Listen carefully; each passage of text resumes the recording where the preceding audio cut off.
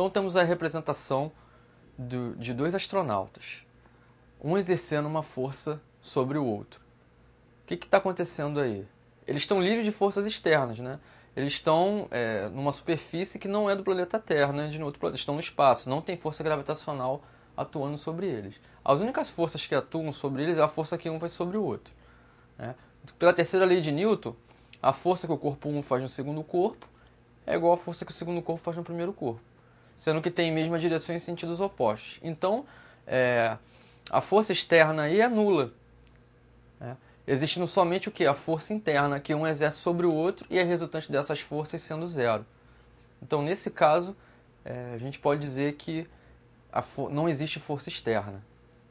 Em qualquer sistema isolado de ações externas, o impulso total sobre o sistema será sempre nulo, ou seja, no sistema não haverá variação da quantidade de movimento total, como naquela figura que a gente viu.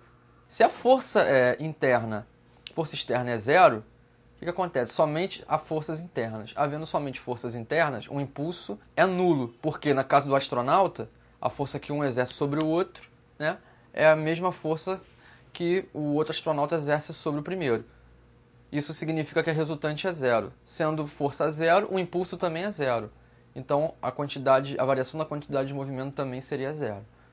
Então a quantidade de movimento de um sistema isolado sempre se conserva, qualquer que seja a ação praticada pelos corpos do sistema. Então a gente tem aqui esse ΔQ é igual a zero, então a quantidade de movimento final é a quantidade de movimento inicial. Então a gente tem um esquema aí representando um impulso resultante sendo zero.